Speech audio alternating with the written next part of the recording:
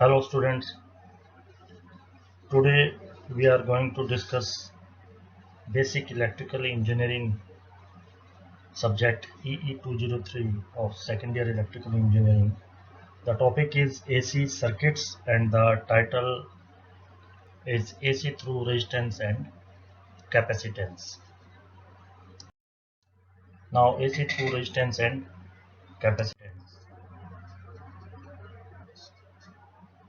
As you know, the circuit shown in figure here in figure A, VR equals to IR, that is drop across resistance R, and that is in phase with I. यहाँ पर जो ये हमने V volt का AC sinusoidal supply voltage अध्यारोपित किया है, इससे निकलने वाली करंट I है और ये I इस रेजिस्टेंस में से और आपका ड्रॉप प्रोड्यूस करेगा IR और वो इस करंट के फेज की डायरेक्शन में होगा। और कैपेसिटर R की सीरीज में कैपेसिटर लगाया है जिसका कैपेसिटेंस C है, उसमें जो सर्किट में फ्लो होने वाली करंट है I, वो I Guna XC drop capacitor के अक्रॉस प्रोड्यूस करेगा। और ये जो आपका ड्रॉप है VC, ये I करंट से और π/2 फेज एंगल से लैगिंग करेगी। या आप कह सकते हैं कि जो करंट है कैपेसिटर के अक्रॉस करंट और कैपेसिटर के अक्रॉस वोल्टेज और उसके थ्रू जाने वाली करंट है, इसमें करंट जो है वो कैपेसिटर के अक्रॉस जो वोल्टेज है VC उससे 90 डिग्री अहेड होती है या लीडिंग होती है। और चूंकि कैपेसिटेंस का रिएक्टेंस जो XC से डिनोट करते हैं वो नेगेटिव होता है, इसलिए उसको हम I जो करंट है उसके नीचे की तरफ मीन्स नेगेटिव साइड में उसका प्रोजेक्शन VC लेंगे, जैसा कि सर्किट B के अंदर आपका फिगर B के अंदर दिखाया हुआ है। ये जो VC है this is taken as this direction just 90 degree behind the current source. Now जो अप्लाइड वोल्टेज है हमारा, उसकी जो RMS वैल्यू है वो रेजिस्टेंस के अक्रॉस वोल्टेज VR और कैपेसिटेंस के अक्रॉस वोल्टेज VC, इनके RMS वैल्यू के स्क्वायर के सम के वर्गमूल के बराबर होती है। यहाँ पर हमने लिख दिया V equals to √VR square plus VC आपका माइनस है नेगेटिव डायरेक्शन में, तो माइनस VC का स्क्वायर जो पॉजिटिव ही होगा। इसको यहाँ पर हमने एक्सपेंड कर दिया है, VR की जगह IR का होल स्क्वायर एंड VC की जगह माइनस IXC का होल स्क्वायर। I इसमें कॉमन आ गया, I स्क्वायर का वर्ग रूट करके I बाहर आ गया है और ये अंदर ब्रैकेट में हमारा R square plus XC square. इससे हम I की वैल्यू निकाल सकते हैं। I बराबर आएगा V divided by √R square plus XC square, जो कि इस सर्किट का इम्पीडेंस है जिसको Z से हमने शो किया हुआ है। तो V/Z है वो हमारा सर्किट में बहने वाली करंट का RMS वैल्यू है। तो यहाँ पर हमने इस इक्वेशन से ये चीज़ निकाली है, अप्लाइड वोल्टेज जो है उसका हमने इक्वेशन निकाला है। नाउ इम्पीडेंस ट्रायंगल हमने शो किया है यहाँ पर फिगर C के अंदर। ये हमारा इम्पीडेंस ट्रायंगल का फिगर है। इसमें जो आपका रेजिस्टेंस है R और जो रिएक्टेंस है कैपेसिटेंस की वजह से XC, और इन दोनों का जो वेक्टर सम है वो Z।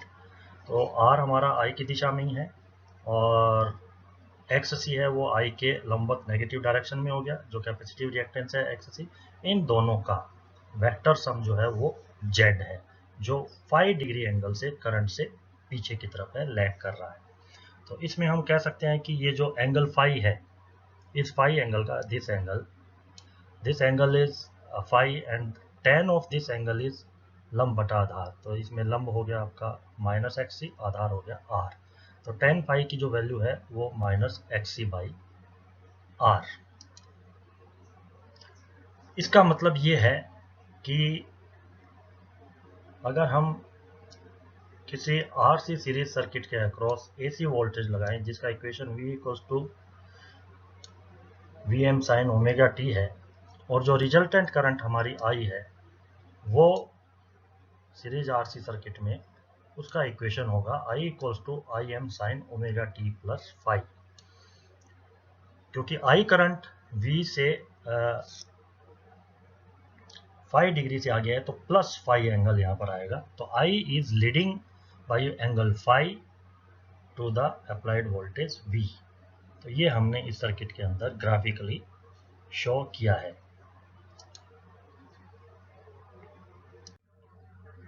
नेक्स्ट हमारा जो आरसी सीरीज सर्किट है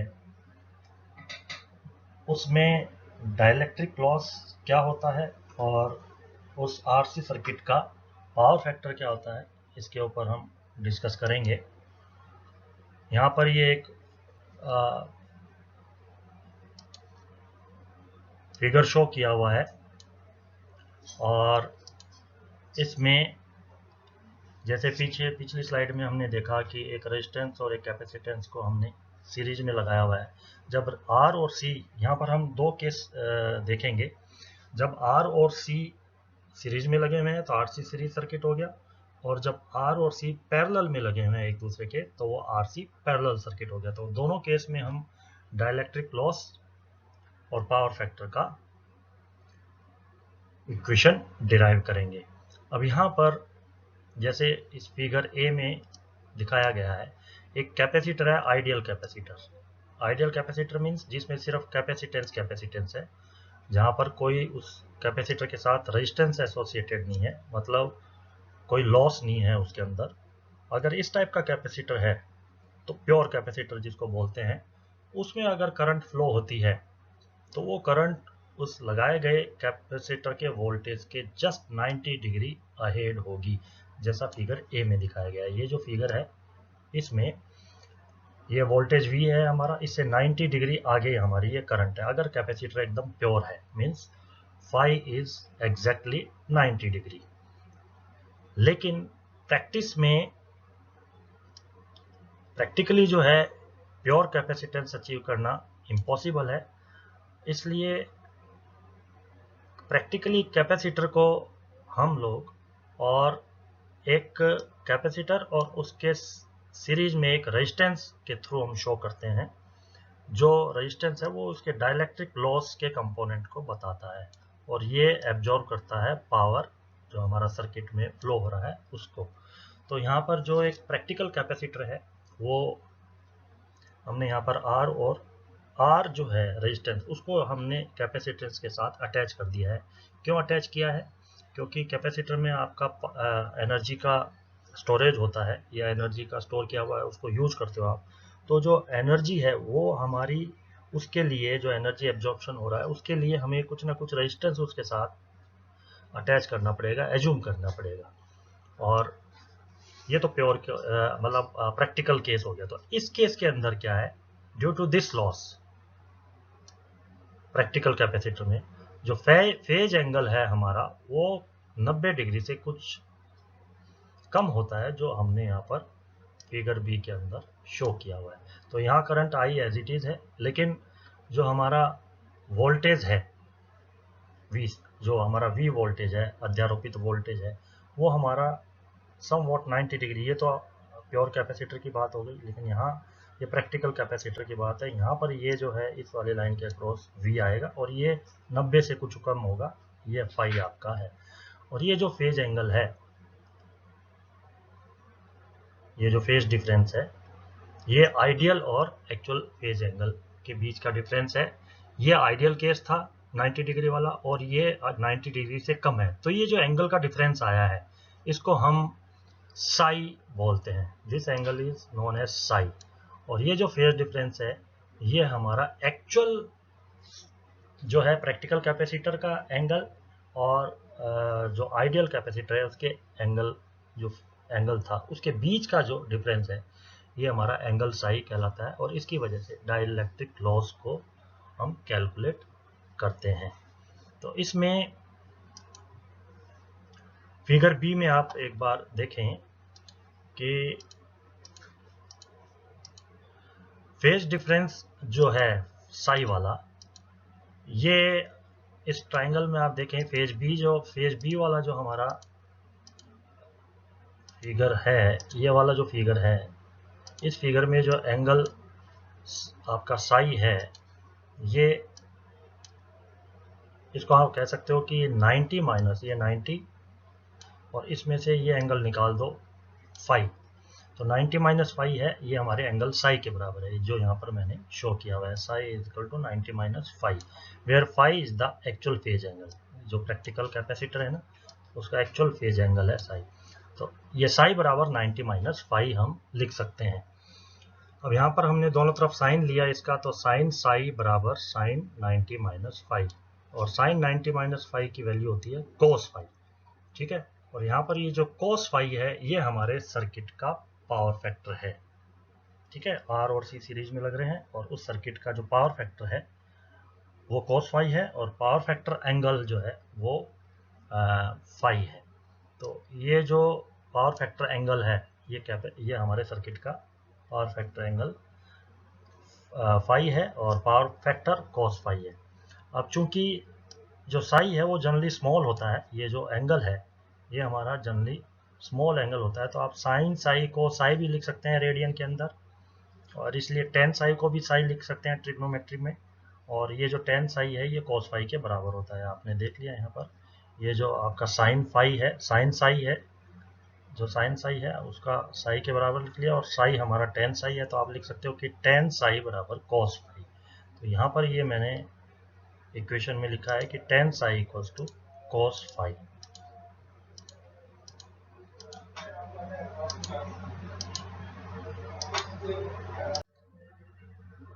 अब इसमें जो ध्यान देने योग्य बात है वो ये है कि ये जो डाइलेक्ट्रिक लॉस हमारा सर्किट में होता है, जो एंगल साई की वजह से होता है, ये इंक्रीज होता है अगर हम जो सप्लाई एसी यूज कर रहे हैं उसकी सप्लाई की फ्रीक्वेंसी अगर हम बढ़ा दें, तो डाइलेक्ट्रिक लॉस भी जो है वो हमारा इंक्रीज होता है। इसलिए जो आपका फेज डिफरेंस है, क्योंकि साई अगर इंक्रीज आपका जो डाइलेक्ट्रिक लॉस अगर इंक्रीज होगा, है ना, फ्रीक्वेंसी इंक्रीज करने से, तो आप कह सकते हैं कि फेज डिफरेंस जो है ना वो भी इंक्रीज होगा फ्रीक्वेंसी इंक्रीज करने से। तो डाइलेक्ट्रिक लॉस जो है किसी एक्चुअल कैपेसिटर का, that is allowed for by, क्या इमेजिनेशन है, it is to consist of a pure capacitor having an equivalent resistance either in series or in parallel. Series में भी हो सकता है, उसको आप एज्यूम कर सकते हैं, और पैरेलल में भी कर सकते हैं, और ये दोनों कंडीशन में फिगर ए, ये कैपेसिटर के सीरीज में हमने रेजिस्टेंस माना है जो डाइलेक्ट्रिक लॉस के लिए अकाउंटेबल है, और यहाँ पर हमने कैपेसिटर के पैरेलल में भी उसको एज्यूम किया है, कैपेसिटर के पैरेलल में रेजिस्टेंस को एज्यूम किया है। तो दोनों कंडीशन हम एज्यूम कर सकते हैं, जैसा कि फिगर ए और फिगर सी के अंदर दिखाया गया है। अब आप फिगर बी में देखें, ये जो फिगर है इसमें आप देखें, ये हमारा एंगल 10, ये हमारा एंगल साई है, और ये हमारा एंगल फाई है। This is angle phi, this is angle Sai.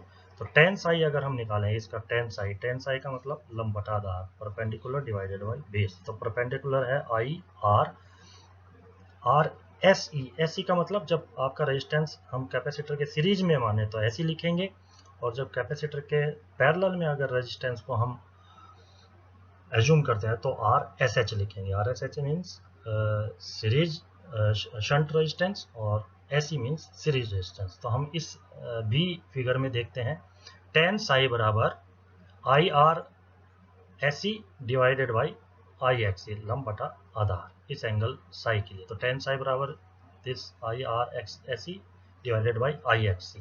अब इसमें आई से आई कैंसिल हो गया, तो आपका ये आया R AC divided by XC. XC को हम 1/ओमेगा सी लिख सकते हैं यार, ये बराबर आ गया omega C R S E, ठीक है। और यहाँ से आर एस सी की वैल्यू हम लिख सकते हैं, आर एस सी बराबर आएगा tan psi divided by omega C. और टेन साई को हमने अभी डिस्कस किया है कि इसको कोस फाई के बराबर आप मानते हैं, तो पावर फैक्टर है कोस फाई, तो पावर फैक्टर लिख दो या cos phi divided by omega C.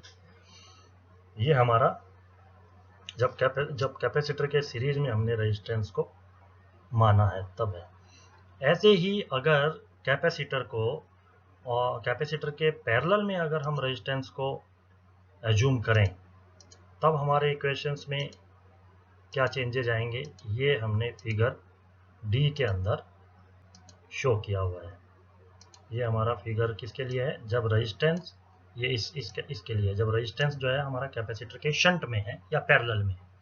तो इस केस में अगर हम देखें तो ये जो हमारा ये V हमने लिखा हुआ है, दिस इज V, और इसके जो यहाँ पर ये करंट आ रही है I, इसमें से यहाँ I करंट आ रही है, ऐसे इसके दो पार्ट हुए, I1 जो ISHS में से जा रहा है, I2 जो कैपेसिटर में से जा रहा है। तो यहाँ पर ये करंट I जो RSHS में से जा रहा है ये I1 है, और जो कैपेसिटर में से जा रहा है I2, इन दोनों का जो फेजर सम या सदिश योग होगा वो हमारे करंट I के बराबर होगा। तो करंट I को हमने, ये जो करंट I है इसका फेजर है, इसके दो पार्ट किए हमने, एक तो I1 जो हमारा रेजिस्टेंस में से जा रहा है जो शंट रेजिस्टेंस है, और I2 हमारा कैपेसिटर में से जा रहा है जो कैपेसिटर यहाँ कनेक्टेड है। तो आप ये देख सकते हैं कि, और ये लगाया गया वोल्टेज है इसके अक्रॉस, दिस इज वोल्टेज, यहाँ पर इसके अक्रॉस हमने वोल्टेज लगाया है। तो I2 जो करंट, I1 जो करंट है ये वोल्टेज के दिशा में ही होगी। तो यहाँ ये आपके I1 करंट, सॉरी जो I1 करंट है ये I1 ये वोल्टेज की दिशा में ही होगी, और I2 उसके जस्ट 90 डिग्री अहेड होगी जो कैपेसिटर में से जा रही है। तो यहाँ पर ये जो एंगल है I और I2 के बीच में, ये एंगल साई है जो हमारे लॉसेस को अकाउंट करता है, और ये जो फाई एंगल है ये I और V, सर्किट के वोल्टेज और उसमें से बहने वाले करंट के बीच का एंगल, ये हमारा पावर फैक्टर एंगल है।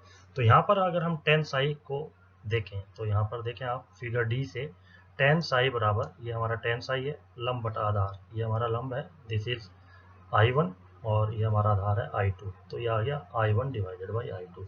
I1 जो है वो V बाई RSH है, ये I1 है, ये वोल्टेज लगाया हुआ है हमने यहाँ पर, और वोल्टेज डिवाइडेड बाई RSH, और I2 है वोल्टेज डिवाइडेड बाई XC, इसका रिएक्टेंस XC, तो ये I2 आ गया और ये I1 आ गया। V से भी कैंसिल, XC हमारा ऊपर चला जाएगा, तो ये ten Sai RC parallel circuit के लिए XC डिवाइडेड बाई RSH, या इसको कह सकते हैं 1 बटा ओमेगा सी RSH, क्योंकि XC जो है वो 1 बटा ओमेगा होता है। तो ये है हमारे यहाँ पर RC पैरेलल सर्किट के लिए टेन साई की वैल्यू आई। अब इन दोनों से हम सीरीज में अगर है, एज्यूम करते हैं हम RC सीरीज सर्किट या RC पैरेलल सर्किट, तो इसमें जो सीरीज रेजिस्टेंस है उसकी वैल्यू निकाल सकते हैं, और जो शंट रेजिस्टेंस है उसकी वैल्यू हम निकाल सकते हैं। तो यहाँ पर जैसे शंट वाले के लिए है, तो शंट वाले के लिए अभी हमने निकाला था यहाँ पर कि ये जो टेन साई है, ये टेन साई बराबर 1 बटा ओमेगा सी RSH है। तो आप कह सकते हैं कि RSH बराबर 1 बटा ओमेगा सी टेन साई, ये यहाँ से, ये जो हमारा इक्वेशन है यहाँ से RSH की वैल्यू निकाली, RSH बराबर 1 बटा ओमेगा सी टेन साई, या कह सकते हैं 1 बटा ओमेगा सी टेन साई हमारे कोस फाई के बराबर होता है जो पावर फैक्टर के बराबर है, या 1 बटा ओमेगा सी पावर फैक्टर। तो RSH हम ऐसे निकाल सकते हैं। और ऐसे ही जो सीरीज में अगर हम मानते हैं तो यहाँ पर आप निकाल सकते हैं कि पावर लॉस जो है P इक्वल्स टू वो I स्क्वायर, ये यहाँ पर सीरीज में पावर लॉस इस रेजिस्टेंस की वजह से है, तो I स्क्वायर RSE वो हमारे पावर लॉस के बराबर है, और ये इक्वल्स टू हो गया I स्क्वायर, और RSE जो है हमारा यहाँ से निकाल सकते हैं, RSE बराबर होता है power factor divided by omega C, तो I square into power factor divided by omega C. तो यहाँ से हम जो सीरीज में रेजिस्टेंस को हम मानते हैं कैपेसिटर के, उससे R सीरीज निकाल सकते हैं, और जब पैरेलल में मानते हैं तो यहाँ से हम R शंट का निकाल सकते हैं। तो ये आज हमने एक RC सर्किट का बिहेवियर जो है वो स्टडी किया, जिसमें R और C सीरीज में लगे हैं तब हमने डिस्कस किया, और R और C जब पैरेलल में अगर हम एज्यूम करते हैं तब हमने इसको डिस्कस किया और इस पर आधारित जो पावर फैक्टर है और जो डाइलेक्ट्रिक लॉसेज है इसको हमने संक्षेप में इसका वर्णन किया. Hope you understand the concept of or behavior of RC circuit when it is subjected to AC supply voltage. Thanks for watching GPC YouTube channel.